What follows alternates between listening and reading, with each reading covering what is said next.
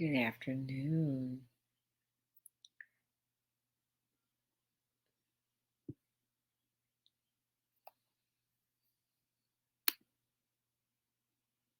Hmm.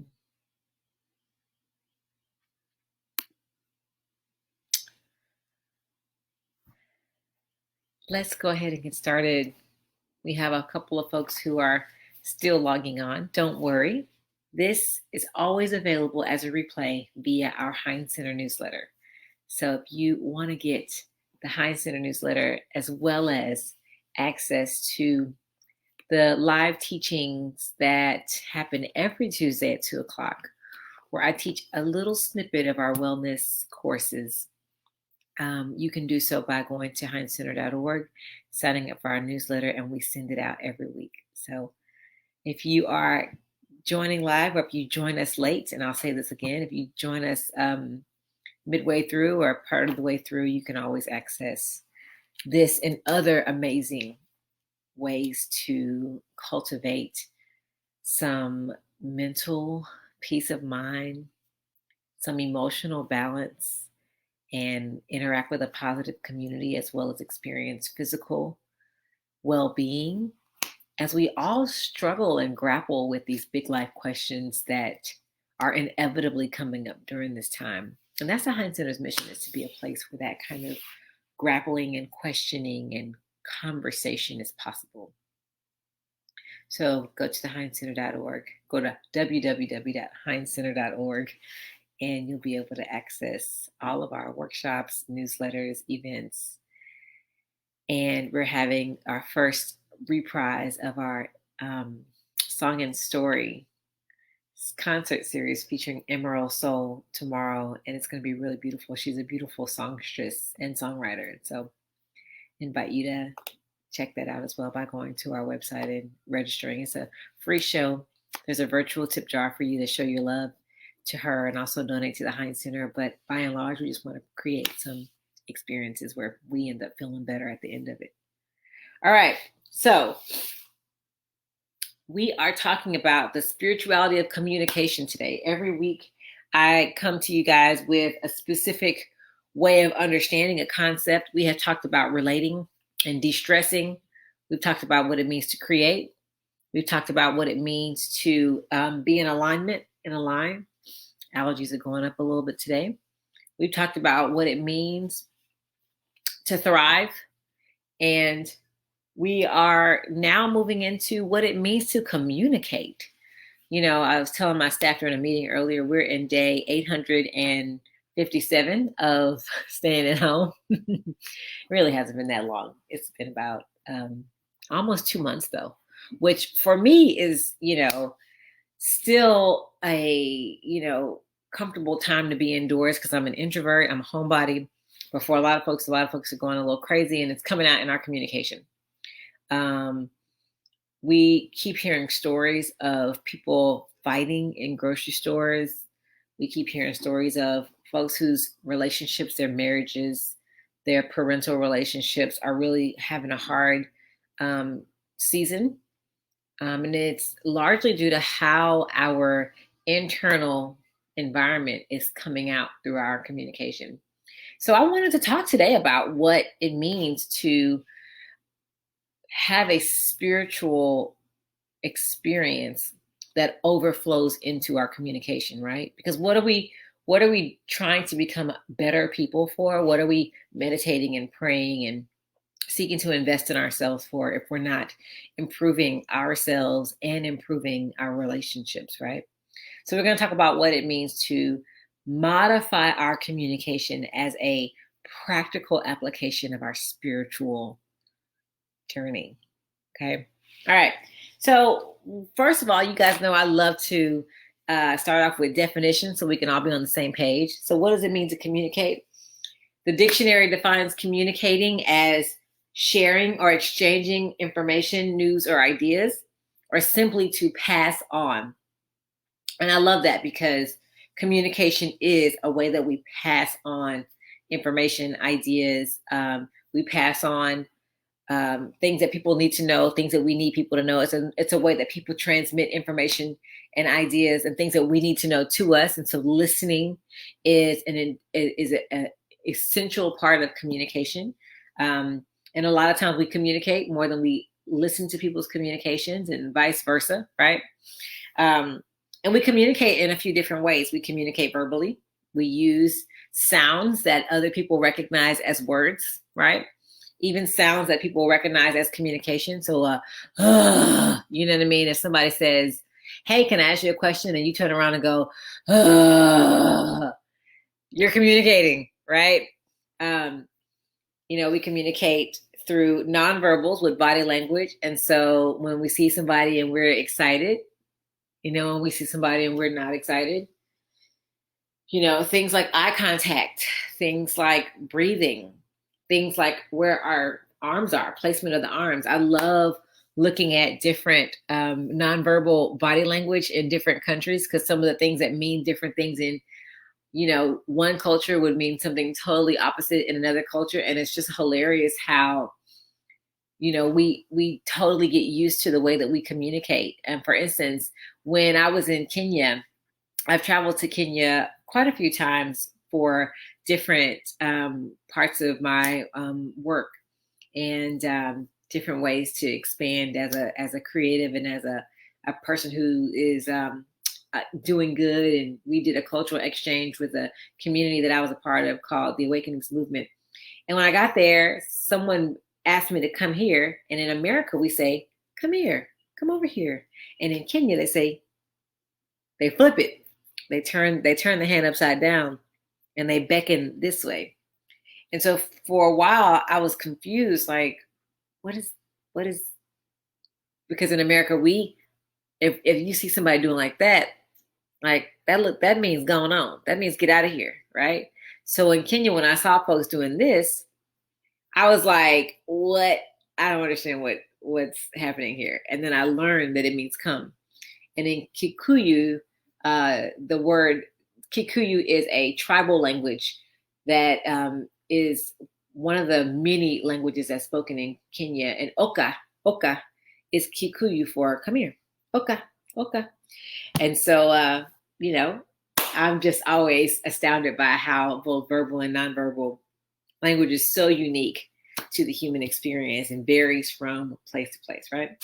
Another way that we communicate is written, and this gets us into some really clear communication sometimes, and it also gets us into some unclear communication, because a lot of times we will say what we should or could say verbally, we'll say via text or email, and it will, obviously take on a life of its own. And so written communication is another way that we're increasingly communicating. We're not reading as much verbally, literally, but we're texting, we're sending messages, we're directly messaging each other, we're chatting each other, and we're leaving posts and comments via social media. And so written communication is on the rise. And then lastly is visual. We visually communicate. We communicate in images, pictures, symbols, so emojis, right? Facebook just released the new care emoji, and it's got a little hug it's a little animated hug around the emoji. So much so that emojis are starting to become reflective of skin tone and the range of human emotion. And so an emoticon or an emoji suffices as communication. Even in a very serious conversation, I've seen some very, very creative uses of emojis, which is a symbolic way of communicating, a visual way. But there's one way that we don't talk about as much, and that is energetically. We communicate energetically all the time. And let me give you an example of this. We communicate energetically when the energy of what we're saying does not line up with the actual verbal content, right? So if something is really fine, right? Like, can I borrow your car? Fine, that's fine. But can I borrow your car? Fine. Two different energies, right? When you have a friend who may make a joke and it's a joke, but it has a cutting energy. It has an insulting energy. And then you try to confront that friend about it. And they say, well, I was just joking. I was just joking. But that joke has a insulting energy to it, right? And so we understand, and we're starting to pick up on the energetic part of the communication. And that's the part that gets us, I think, into dangerous waters, especially as our anxiety continues to continue, especially as the volume of change that we experience on a weekly basis with different updates, the rules changing, with the ways that we are constantly having to make decisions for ourselves and other people. All of that is really interestingly directly related and very integral to the kind of energy that we are emanating, the kind of energy that is being passed on, which is the definition of communicate, with our words, with our verbal communication, even with our visual communication and our written communication, right? And so I just want us to get some information from ourselves right now. I love this concept that I've learned about. And then on our Ask a Professional interview last week, we launched a new series called Ask a Professional. And our inaugural interview was with Dr. Beatrice Craven of Modern Therapy and Human Headquarters. And she shared that one of the things that they always do with clients and even with friends is what's called a PIES check-in. And PIES, P-I-E-S, stands for physical, intellectual, emotional, and spiritual. And so I just want you really quickly to do a check-in with yourself. Do a PIES check-in. How are you feeling physically? And if you want to write this down or type it in your notes on your phone or even just say it out loud wherever you are, how are you feeling physically? Are you tired? Are you energetic? Are you feeling any pains? Are you feeling any sensation or any words to describe how you're feeling in your body? And Dr. B likes to say, she likes to use the term in your person so that we can really get a sense of objectivity. We can really be able to look at our experience and say, how is my person doing? How's my body doing, right? How are you feeling physically? Now, how are you feeling intellectually? How goes your mind? Is your mind racing? Is your mind moving 100 miles an hour? Is your brain foggy? Are you clear? Do you have a sense of anticipation or excitement? Are you neutral? Are you numb? Do you not know? And then E, how do you feel emotionally? Are you feeling balanced? Are you feeling angry, upset, hurt? Do you feel that anxiety that many of us have in common? Are you feeling happy? Are you feeling, again, neutral? How are you feeling? And this is something for you to check in on. And then lastly, how are you feeling spiritually? Whatever your source of higher intelligence and love and support and wisdom is, how connected do you feel with that source? How do you feel toward that source, right? How is that spiritual part of you doing?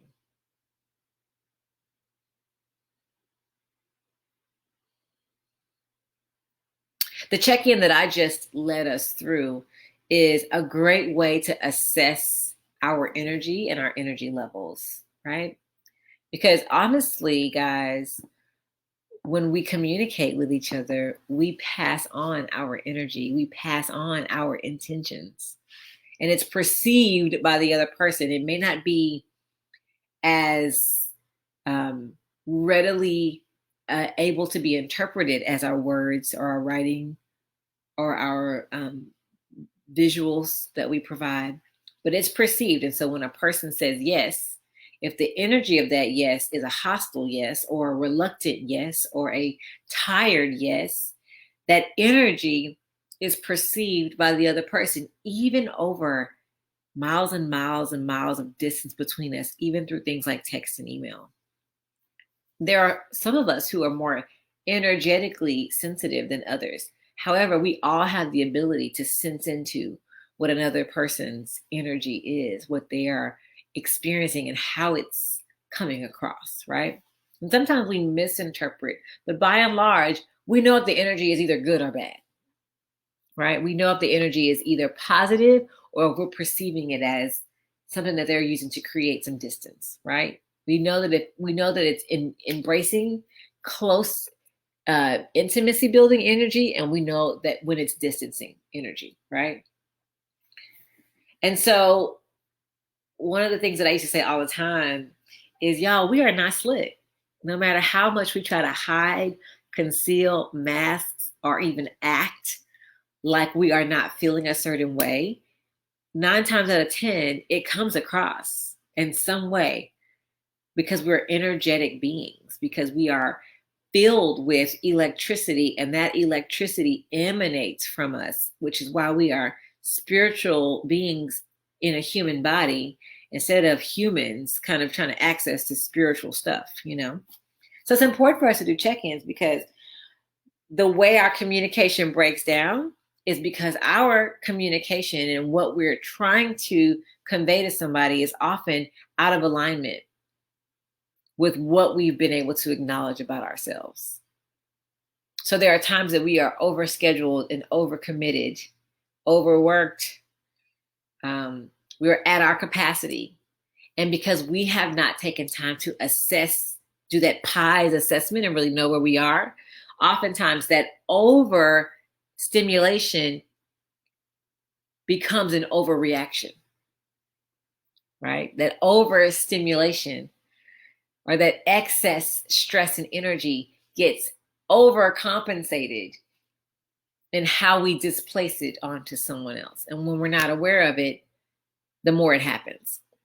And so I want us to get a break by assessing our communication levels. I had a friend text me today and ask if she could get on the phone call and, ask some questions. And I shared with her, hey, my brain is running in about 1 million places right now. I really don't have the capacity for a phone call because of the energy that I invest in making sure that my tone and my listening is active and making sure that I am, energetically, positively impacting the other person. All of the effort and energy that goes into a conversation, I don't have the capacity for it today. So I welcomed my friend to text me questions that I could respond to at my own pace, because I knew that there was a possibility for me to become frustrated in that conversation because I just overcommitted the amount of energy that I had. So I did a quick PIES check-in and said, oof, do I have the capacity for what could be maybe a 45-minute to hour-long conversation? And the answer to that question today is no, I don't have the capacity for it. So I invite you to consider a PIES check-in. Now, what I want you to also do as you understand what's happening when you do those check-ins, when you assess how you're feeling physically, intellectually, emotionally, and spiritually, is take into account what's coming up as you assess. Because did you guys know that our emotions are one of the most essential and rich sources of information that we have? A lot of folks say, get out your feelings. A lot of folks say, you shouldn't be led by your emotions. Don't wear your heart on your sleeve. A lot of times emotional outbursts are discouraged, particularly in professional settings, crying at work and being angry and having displays of anxiety and fear are often not encouraged at meetings and in professional settings. However, understanding those emotions and allowing those emotions can really be helpful. And here's why. When you do your PIES check-in, when you check in physically, intellectually, emotionally, and spiritually, I love that so much. I told Dr. B that if I could, I would change the Heinz Center's name from the Heinz Center for Spirituality to the Heinz Center for PIES. But I think that would be confusing. and we would have to like keep pies just in case people came in thinking they were going to get some dessert. Even though that's not the name of the High Center, that very much embodies how much we care for and want to support the entire person in the spiritual path, right? On the spiritual journey. And so, I love to teach about emotions because we are currently in a situation where the emotions are running rampant, and very few of us have the tools to really process them, understand them, and de-escalate them. And then what happens is those emotions, those unprocessed, highly escalated, unused, unfiltered emotions overflow into our communications and cause hurt feelings, cause damage to our relationships, and cause ultimately a cycle of more negative emotions, intensifying with every misstep that we make. So today I want us to just experiment with what it means to align our communication with our intentions and by checking in with our energy. And when you do your pies check in and you find that you may be feeling anxiety, or you may be feeling anger, or you may be feeling some kind of shame, or feeling of not being enough, or feeling of not doing something well enough, which is the expression of what we know as shame, there's a couple of things that we can learn here. For instance, if you are angry, if something has made you angry, I encourage you to avoid our natural tendency to squelch or extinguish that anger immediately, right? I encourage you to actually allow that anger and allow that anger to reveal its true face. Oftentimes, anger is the topsoil of our emotion when a boundary or a human right has been crossed. So when a human right has been violated or a boundary has been crossed, anger is an alarm clock emotion that's bah, bah, bah, bah, waking you up, telling you that something has happened to trigger this alarm. So oftentimes when we feel angry and we give ourselves space to be angry and to explore the trigger that caused the anger, explore the reason for the anger, explore the backstory that may be brought up by the anger, lots of times we may be able to understand what needs to change and how we can be a change agent. The key is how to explore your anger without being destructive to your relationships, how to communicate your anger constructively. The next thing I want to explore is anxiety. Anxiety is this pervasive fear that has really maybe not a specificity or a one particular name, but anxiety is this kind of fog of worry. And anxiety can represent for a lot of us information that we don't know and that we need to seek. And so sometimes our anxiety around a certain subject or topic or the trigger for our anxiety can really give us access to learning things that we want to and most need to explore and discover. And so whenever I start feeling anxious about the news or anxious about what could possibly happen in the future, one of the things that I start to do is study. I start to learn. I start to develop an understanding that gives me some sense of forward movement and progress. And then usually I'm able to share that information and be a resource to other people, right?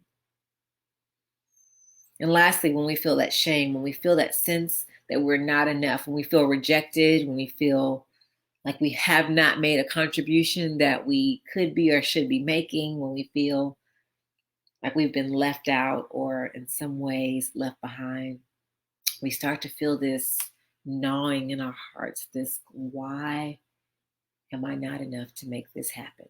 Why am I not enough to be successful at this? Why am I not enough to really move this relationship or this task or this goal forward? And when we sit with shame and we let shame be, we can oftentimes reveal and become more familiar with our deepest longing. There's something behind what we want. There's something that what we want gives us access to that represents a deeper longing. And so when there is a relationship that's not quite working out, when there's a connection that's not connecting, when there's a job or a role that's out of our reach, oftentimes if we give ourselves space to admit the shame that we feel, we can peer through that shame and see the longing that we had behind it. For a long time, I longed to be married. I longed to be chosen by a mate. And when I allowed myself to feel and admit the failure that I experienced every time I wasn't chosen, I was able to look beyond the longing for a husband to the life that I thought marriage could give me, to the longing that I thought that the institution of marriage could provide. And I began to pursue that life. I began to pursue those things. I thought when you got married, you could get a house. When you got married, you could have more sophisticated things. And I said, okay, well, since marriage is not happening, why don't I try to figure out how to get the things that I thought being married could give me? And then I ended up actually developing and cultivating a life that was happy, that eventually led me to finding my partner, my spouse, my mate, right? And so oftentimes when we allow these emotions, we're able to access the information that they hold for us, and that changes how we communicate. Not only does that de-escalate the emotions because we've validated how we feel, and so now we're no longer riding these torrential, violent waves of anger, fear, and shame and anxiety, but we're now understanding them as they recede. We're able to also communicate what's behind their emotions, what's behind the fear, the anxiety, the shame, and the longing, and really communicate exactly what we mean. This is what happens when we get ourselves in alignment. Our communication starts to line up with our true intentions, our true desires, our true longings, and we are able to grow whatever it is we're contributing to. And how do we do that? How do we give ourselves space and time to become familiar with those emotions before we displace them and, kind of verbally vomit onto other people? We give ourselves space to breathe. And so what I want us to do is I want us to experience what's called the breath prayer, which is a meditative practice that brings us into union with that divine source of intelligence that we call on. And if you want to go deeper, on Thursday, I'll be teaching an expanded version of this concept that includes even more practices, even more insights, and even more ways to embrace the spirituality of effective communication. So until then, come to a comfortable seat. We're going to engage in what can give us access to understanding how we really feel. It's called the breath prayer. Come to a comfortable seat and begin that deep breathing in through the nose, the side out. Going in through the nose, out through the nose, in through the nose, out through the nose. We're engaging our parasympathetic nervous system that tells our bodies to rest and digest, to tend and befriend. Breathe in through the nose, out through the nose. Very helpful when we experience the emotions that sometimes cloud our communication. Now, I want you to recall a pretty well-known verse in the Psalms.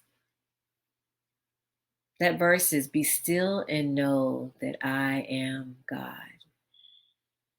What I want you to do is I want you to replace that word God with however you call on your source of higher intelligence. If you use the name God, that's fine. If you use spirit or highest self or ancestor, Allah, Yahweh, Krishna, Buddha, whatever word you use to access higher intelligence, I want you to just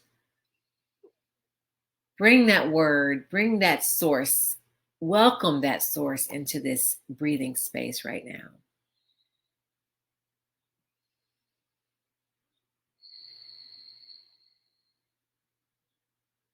Be still and know that I am.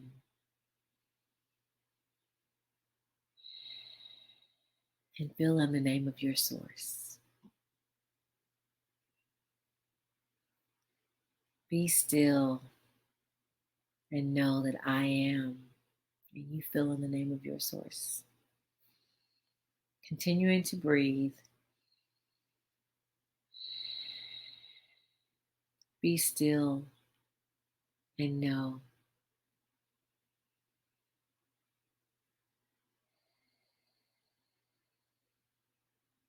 Continuing to breathe. Be still.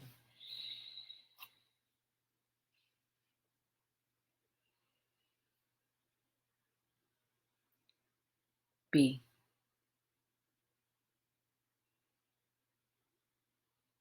Continuing to breathe. I want you to notice whatever comes up for you as we explore what it means to communicate first with our highest source of intelligence and love and wisdom, and even with ourselves. And I want you to hear that source asking you, what do you want from me? Hear that source ask, what do you want? And I want you to answer that source. Whatever you want from that source, answer right now in your heart. And to conclude our breathing journey, I want you to breathe in the name of your divine source. And on the exhalation, I want you to breathe out the word or the phrase that is your answer to what you want. So, for instance, I'm always asking for more abundance from the universe. And so, universe, abundance. See how that works? Breathe in the name of your divine source. Breathe out what you want. Breathe in the name of your source. Breathe out what you want.